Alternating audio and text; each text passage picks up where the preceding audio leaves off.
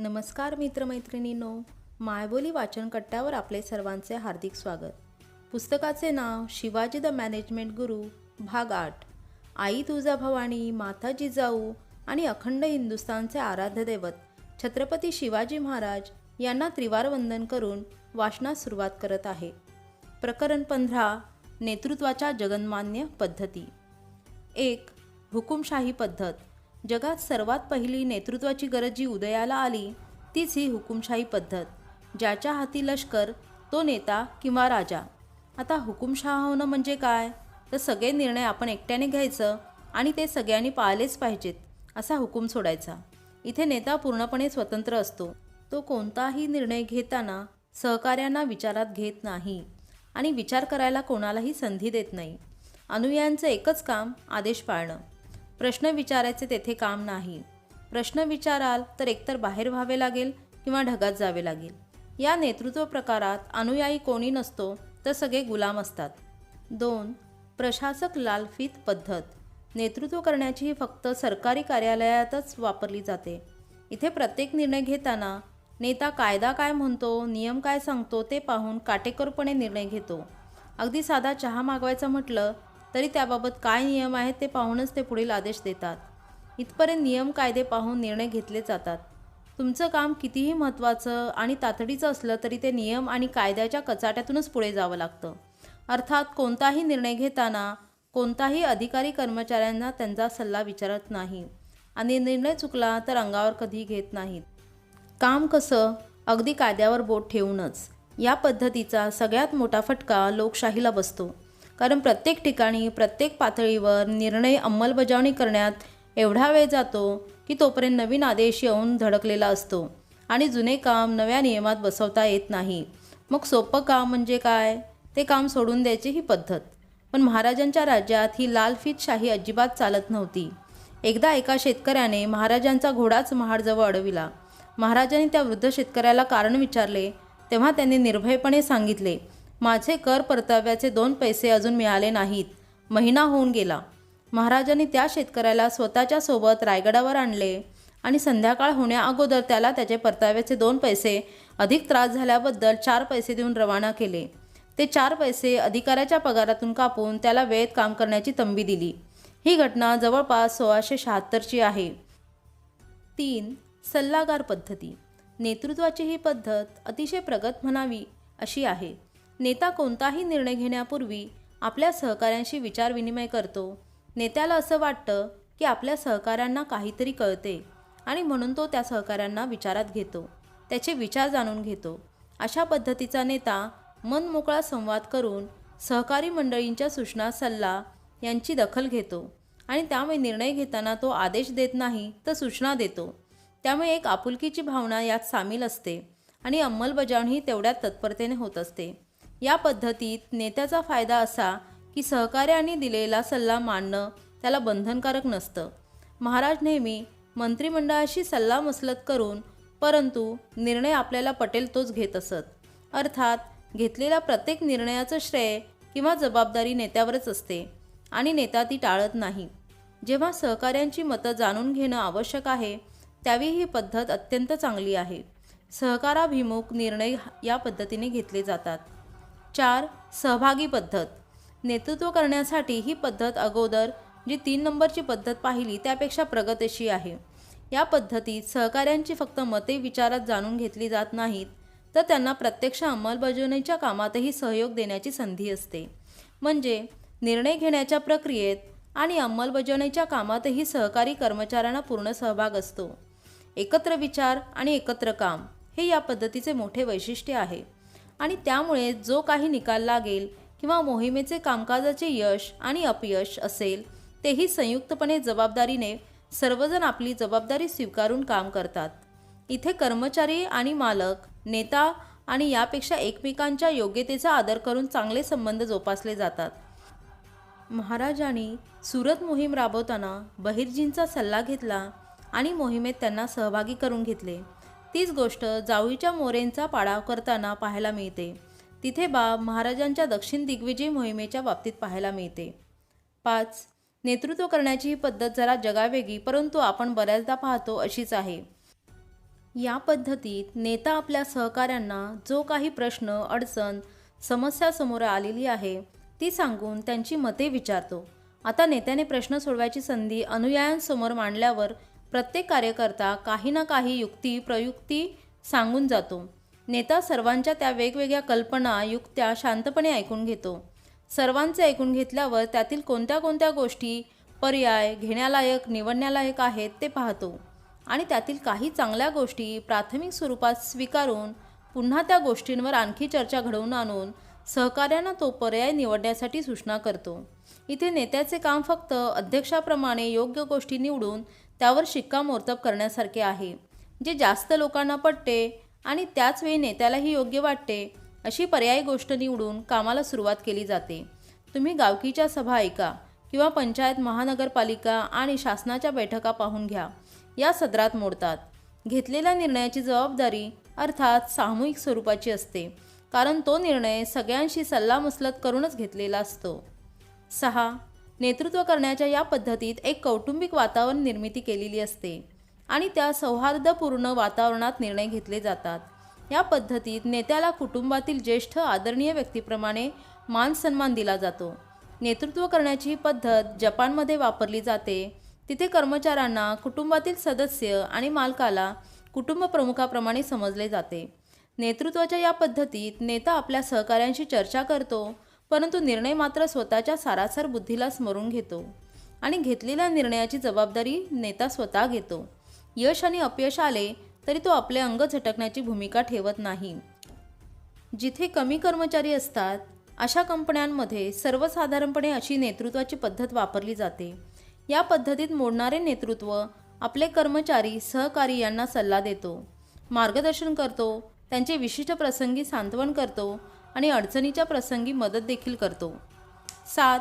नेतृत्व करण्याची पद्धत म्हणे एका सोशल क्लब चालवण्यासारखी आहे.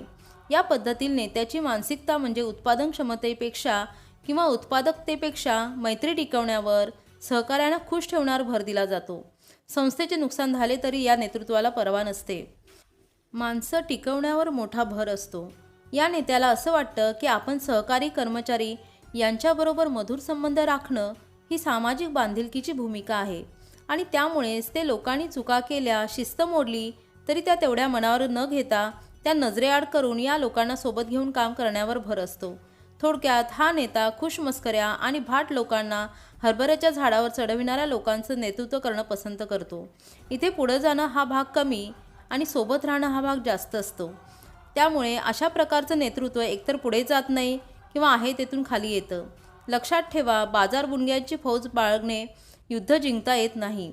सहकाऱ्यांच्या हिताला प्राधान्य देऊन कंपनीच्या संस्थेच्या हिताला दुय्यम प्राधान्य देणारा त्यांच्या संस्थेसह नष्ट झाल्याशिवाय राहत नाही.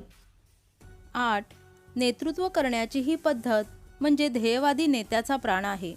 एखादे काम ठरविले की ते कोणतीही किंमत मोजून कितीही कष्ट पडले तरी करायचेच, ही मानसिकता या नेत्याची असते. हा नेता टास्क ओरिएंटेड असतो. तो कामालाच प्राधान्य देतो. खुशमस्करे आणि हौसेगवसे यांच्या आजूबाजूला फिरकण्याची सुद्धा हिंमत करणार नाही. हा नेता अतिशय करारी असतो. हा नेता अत्यंत संवेदनशील असतो आणि तो छोट्या छोट्या गोष्टीचीही चांगली दखल घेतो. त्यामुळे अपयशाची थोडी जरी शंका आली तरी तो सावध होतो आणि त्याप्रमाणे लगेच कामाला लागतो. बऱ्याचदा हा नेता इतरांवर तेवढा विश्वास टाकत नसल्यामुळे अपयशाच्या भावनेतून पछाडलेला राहू शकतो. 9. नेतृत्वाची ही पद्धत अत्यंत प्रोफेशनल अशी मानली जाते.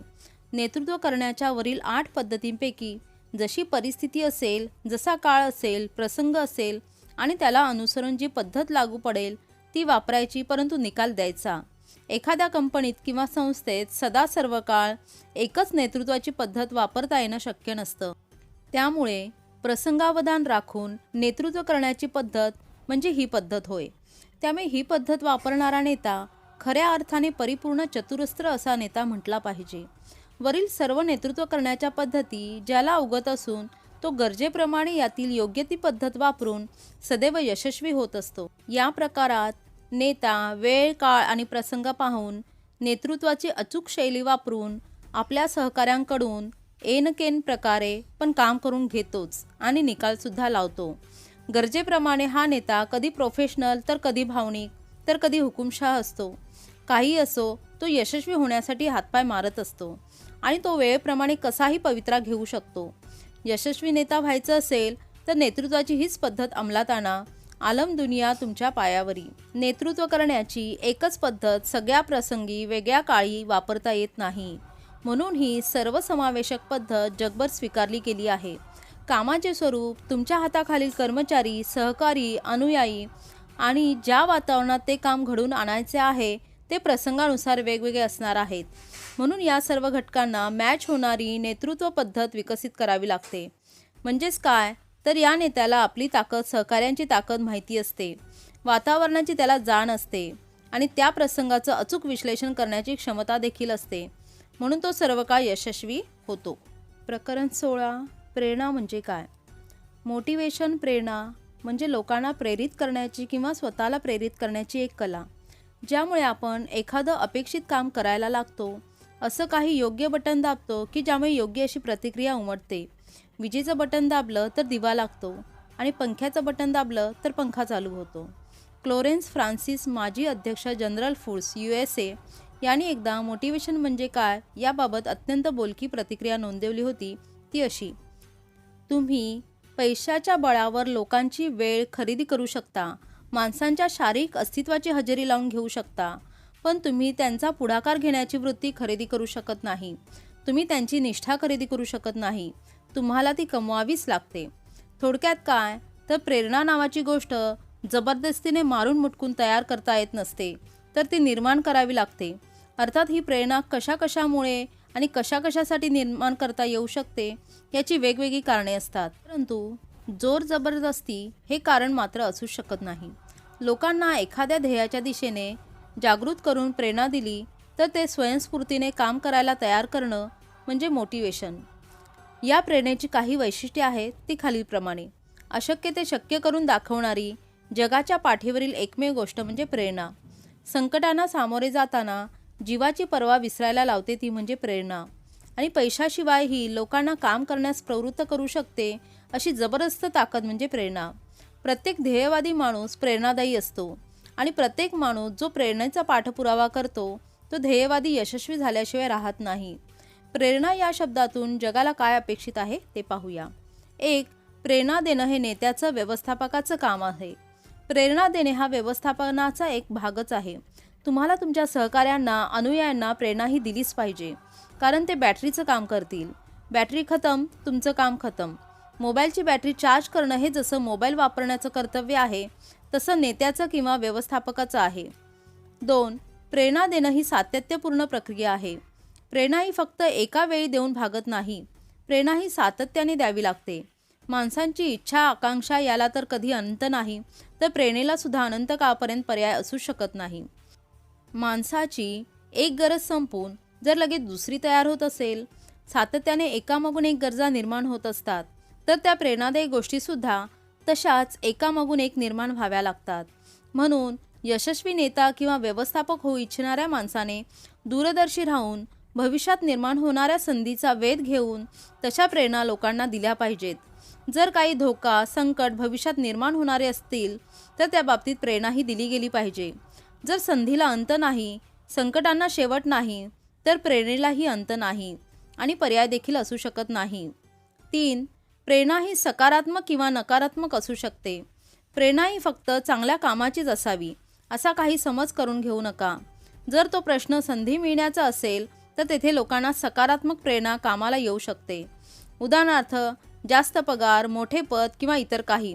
पण जर काही चुकीचे काम सहकारी, अनुयायी यांच्याकडून घडत असेल तर त्यांना दंड, शिक्षा ही द्यावीच लागते. म्हणजे इथे दंड, शिक्षा ही नकारात्मक प्रेरणा होय. अमुक गोष्ट टाळावी यासाठी प्रेरणा. भविष्यात काही धोका, संकट मग ते राज्यावर, कंपनीवर येणार असेल आणि लोकांच्या अस्तित्वाचा प्रश्न निर्माण होणार असेल तर सहयोगी, अनुयायी यांना दाखवून द्या. ते स्वतः प्रेरणा घेऊन संकट टाळायला, धोका संपवायला प्रेरित होतील. आपल्याकडे पाप आणि पुण्याच्या संकल्पना जन्माला आल्या त्यामुळे या बाबीतून तुम्ही चांगलं करा, चांगलं होईल, वाईट करा, वाईट होईल, हा प्रेरणाशास्त्राचा जगन्मान्य नियम आहे. 4. प्रेरणा ही ध्येयवादी असते. जर तुमच्याकडे विशिष्ट ध्येय नसेल तर तुम्ही प्रेरित नाही असा त्याचा अर्थ होतो. प्रेरणा घेण्यामागे काही उद्देश असतो, तसा प्रेरणा देण्यामागेही काही उद्देश असतो. हा उद्देश समोर ठेवला की लोक त्या दिशेने जाणीवपूर्वक काम करू लागतात. लक्षात ठेवा, हुशार नेत्याला प्रेरणा लोकांसमोर मांडता आली पाहिजे. तुम्ही लोकांसमोर प्रेरणा ठेवा, लोक तुमच्यासमोर निकाल ठेवतील. ध्येयाने प्रेरित होऊन जगणारी लोक जिवंत असतात. ज्याच्या आयुष्यात ध्येयच नाहीत ते जिवंत असून मेल्यासारखेच आहेत.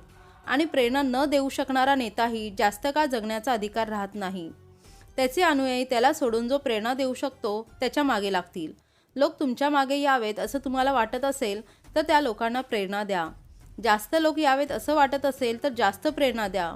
म्हणून शिवाजी महाराजांच्या राजमुद्रेत विश्ववंदिता हा शब्द आवर्जून आहे. तो एक प्रेरणा याचा घटकच आहे. मावळ्यांना त्यांचं ध्येय दाखवले गेले ते एवढे उदात्त आणि भव्य होते की पूर्ण करणाऱ्या राजमुद्रेवर महाराष्ट्र वंदिता, भारत वंदिता हे शब्द मुळीच कमी पडले असते. म्हणून पर्यायी ध्येयाची यथार्थ मांडणी करताना विश्ववंदिता हा शब्द वापरला गेला. प्रेरणा या शब्दाची किंमत 16व्या शतकात महाराजांना माहिती होती. प्रेरणा देणं हे अवघड काम आहे. व्यक्ती तितक्या प्रवृत्ती. तेव्हा कोणाला काय आवडेल आणि कोणाला काय आवडणार नाही हे सांगणं खूप अवघड. त्यामुळे प्रत्येकाची प्रेरणास्थळं किंवा प्रेरणादायी प्रसंग वेगवेगळे असू शकतात. काहींना पैशातून प्रेरणा मिळते तर काहींना विचारातून, काहींना माणुसकीतून प्रेरणा मिळते तर काहींना व्यावसायिकेतून प्रेरणा मिळते. किंवा कधी असं घडतं की एकाच व्यक्तीला प्रेरणा देणारे घटक वेगवेगळ्या वेळी वेगवेगळे असू शकतात. कधी तो पैशाने काम करील तर कधी विचाराने प्रेरित होईल, कधी सामाजिक बांधिलकी म्हणून करेल तर कधी राष्ट्रभावनेतून काम करण्याची त्याला प्रेरणा मिळेल. आणि कधी कधी असंही होऊ शकतं की त्याला कशातून प्रेरणा घेता येणार नाही. अर्थात अशा माणसाला मुरदाड म्हणण्याशिवाय पर्याय नाही. म्हणून यशस्वी नेता किंवा व्यवस्थापकाच्या यशाचं रहस्य काय तर कोणाला काय पाहिजे याची त्याला चांगली जाणीव असते. आणि तसे तो काळ, वेळ, प्रसंग, माणूस पाहून प्रेरणादायी गोष्ट म्हणून काय समोर मांडायचे हे व्यवस्थितपणे ठरवत असतो. शिवाजी महाराजांना लोकांना प्रेरणा कशातून मिळेल याची जाणीव होती. आणि म्हणूनच 300 वर्ष गुलामीला, अन्यायाला कंटाळलेल्या लोकांना त्यांनी स्वातंत्र्याची, न्यायाची प्रेरणा दिली. आणि परक्यासाठी राबण्याऐवजी स्वतःच्या राज्यासाठी लढण्याची प्रेरणा देऊन स्वराज्य उभं केलं. जगाच्या पाठीवर महाराजांचं नाव अमर होण्यामागे एकच कारण म्हणजे त्यांचं अभूतपूर्व यश. आणि त्या यशाचं कारण म्हणजे प्रेरणा देणं. हे अवघड काम त्यांनी यशस्वीपणे पार पाडले. 6. प्रेरणा देणं ही एक कला आहे. प्रेरणा देणं ही अवघड गोष्ट असली तरी ती एक कला आहे हे लक्षात ठेवून उमेद बाळगा. त्यामुळे वेगवेगळे नेते वेगवेगळ्या लोकांना प्रेरणा देऊन वेगळं यश पदरात पाडून घेऊ शकतात. तुमच्याकडे फक्त एक गोष्ट हवी, ती म्हणजे तुम्ही स्वतःची स्टाईल आणि काम करण्याची हातोटी, लोकांना प्रेरणा देण्याची नवनवीन युक्ती. म्हणूनच कधीकधी त्याच अनुयायांकडून दुसरा नेता वेगळा निकाल लावून घेऊ शकतो जो पहिल्या नेत्याला अजिबात जमलेला नसतो. म्हणून लोक कोणीही असो, तुमचं काम बिघडवायचं की घडवायचं हे सर्वस्वी तुमच्या प्रेरणा देण्याच्या घटकावर आणि पद्धतीवर सर्वस्वी अवलंबून आहे. 7. प्रेरणा ही व्यवस्थेवर अवलंबून असते. कोणतीही प्रेरणा ही त्यावेळी काय अवस्था म्हणजे सिस्टीम अस्तित्वात आहे यावर बरीच अवलंबून असते. आता ही व्यवस्था म्हणजे काय तर परिस्थिती समजा. ती व्यक्तिगत, संस्थात्मक किंवा सामाजिक अशी काहीही असू शकते. प्रेरणा ही 3 व्यवस्थेवर अवलंबून असते. 1. जी माणसामध्ये स्वतःमध्ये असते, अर्थात ही शक्ती म्हणजे त्या माणसाची गरज, आवड, तत्वे होत. 2. तुमच्या संस्थेतील वातावरण, माणूस ज्या ठिकाणी काम करतो त्या ठिकाणची व्यवस्था ही देखील प्रेरणा या घटकाला मोठ्या प्रमाणात जबाबदार असते. यात संस्थेची रचना, कार्य आणि सहकारी यांचे संबंध, कामाचं स्वरूप आणि परिस्थिती या सगळ्यांचा समावेश होतो. 3. बाहेरील वातावरण हा तिसरा देखील प्रेरणा देण्याच्या बाबतीतील सर्वात महत्त्वाचा घटक आहे. यामध्ये लोकांची संस्कृती, प्रथा, रूढी, परंपरा, सामाजिक मूल्य यांचा समावेश होतो. थोडक्यात काय तर तुम्हाला चांगलं काम करून पाहिजे ना, मग माणसाला काय पाहिजे, संस्थेला काय पाहिजे आणि समाजाला काय पाहिजे याचा चांगला ताळमेळ साधा आणि ज्यातून प्रेरणा मिळेल ते त्याला देऊन टाका आणि कामाला लागा. 8. प्रेरणा आणि समाधान यात फरक आहे. काम करण्याची सुरुवात म्हणजे प्रेरणा आणि काम संपन्न झाल्यावर आपल्याला जो आनंद वाटतो तो म्हणजे समाधान. आणि या समाधानाचं मूळ असतं प्रेरणा आणि प्रेरणेचा शेवट असतो समाधानकारक. परंतु मध्ये आहे काम. प्रेरणा घेतली काम पूर्ण झाले तर समाधान. नुसते हवेत इमले बांधून समाधान होत नसते, तर त्यासाठी जमिनीवर येऊन इमला प्रत्यक्षात बांधावा लागतो. लढाईला सुरुवात करणं म्हणजे लढाई जिंकणं नव्हे. प्रवासाला निघणं म्हणजे इच्छित स्थळी पोचणं नाही. तेवढाच फरक प्रेरणा आणि समाधान यात आहे. लढाई सुरू करून शेवटपर्यंत केली तर जिंकली जाते. प्रवास सुरू करून शेवटपर्यंत केला तरच ज्या गावी जायचे ते ठिकाण मिळते. तसं प्रेरणा ही सुरुवात तर समाधानात शेवट आहे. व्हिडिओ आवडल्यास चॅनलला लाईक, सबस्क्राईब आणि शेअर करा आणि व्हिडिओ कसा वाटला ते आपले मत कमेंट बॉक्समध्ये नोंदवा. धन्यवाद.